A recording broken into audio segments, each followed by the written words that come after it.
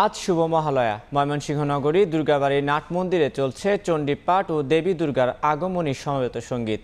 এই মুহূর্তে সেখানে আছেন রিপোর্টার ওবায়দুল হক। এছাড়া ব্রাহ্মণবাড়িয়া শহরে শিববাড়ি পূজা মণ্ডপে আছেন উজ্জ্বল চক্রবর্তী। প্রথমে সরাসরি যাচ্ছি উজ্জ্বলের কাছে। আগামী 9 অক্টোবর থেকে আনুষ্ঠানিকভাবে শুরু হচ্ছে 5 দিনব্যাপী শারদীয় দুর্গোৎসব। উৎসবের আজকে কিন্তু চণ্ডীপাঠের মধ্য দিয়ে মহালয়া তিথিতে কিন্তু দেবী দুর্গাকে আমন্ত্রণ জানানো হচ্ছে। অর্থাৎ চণ্ডীপাঠের মধ্য দিয়ে ব্রাহ্মণবাড়িয়া শহরের ব্যস্ততম যে পূজা কমিটি পুষ্পাঞ্জলি সংস্থা তারা কিন্তু আজকে আগমনী গান এবং চণ্ডীপাঠ দিয়ে কিন্তু মহালয়া যে কিন্তু দুর্গা মায়ের আগমনী বার্তাকে তারা আনুষ্ঠানিকভাবে ধর্মীয় আচার আচরণের মধ্যে দিয়ে পালন করছেন। এখানে শিববাড়ি মন্দিরে আমরা অনেক ভক্তদেরকেও কিন্তু এখানে উপস্থিত দেখতে পেয়েছি। তারা কিন্তু এই আগমনী গানকে কেন্দ্র করে সেই কাকডাকা ভোরতে কিন্তু ব্রাহ্মণবাড়িয়া শহরের যে শিব মন্দির সেখানে কিন্তু তারা জড়ো হয়েছেন। জড়ো হওয়ার মধ্যে দিয়ে মায়ের যে আগমনী বার্তা অর্থাৎ দুর্গাদেবীর যে আগমনী বার্তা সেটি কিন্তু তারা পালন করছেন। মহালয়া হচ্ছে পিতৃপক্ষের এবং দেবী পক্ষের সন্ধিক্ষণের যে তিথি সেটিকে মহালয়া বলা হয়। প্রতি বছরই কিন্তু মহালয়া তিথিতে কিন্তু বিভিন্ন আয়োজন হয়ে থাকে। সেই তুলনায় কিন্তু আজকে যে ব্রাহ্মণবাড়িয়া শহরের যে পুষ্পাঞ্জলি সংস্থা তারা কিন্তু সেটি বর্ণাঢ্যভাবে আয়োজন করেছে। মহালয়া সম্পর্কে আমরা বিভিন্ন পুরোহিতদের সাথে কথা বলেছেন। তারা বলছেন যে মহালয়া তিথি মূলত হল পিতৃপক্ষের শেষ এবং দেবী পক্ষের শুরু, সেটাই বড় মহালয়া বলা হয়।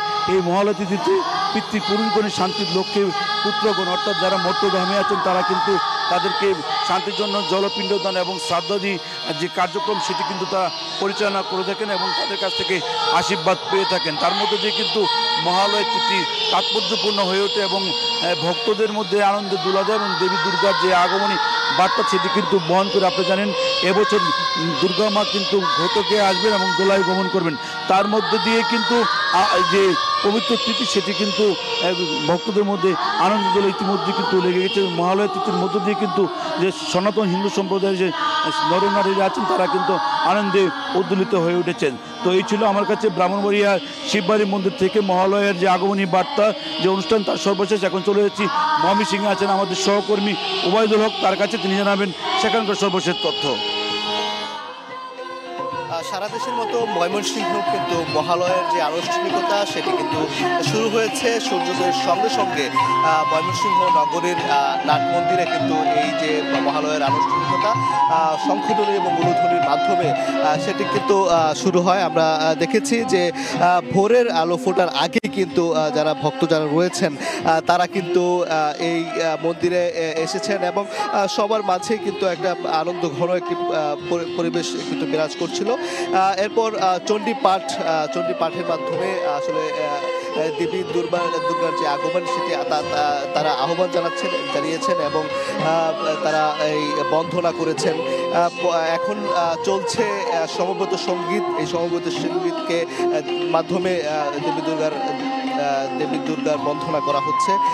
আমি যদি একটু জানিয়ে রাখি যে ময়মনসিংহ নগরীর দুর্গাবাড়ি নাট মন্দিরে এখানে আর্য ধর্ম জ্ঞান প্রদায়নী সভার আয়োজনে কিন্তু আজকের যে মহালয়ের আনুষ্ঠানিকতা সেটি কিন্তু পরিচালনা করা হচ্ছে।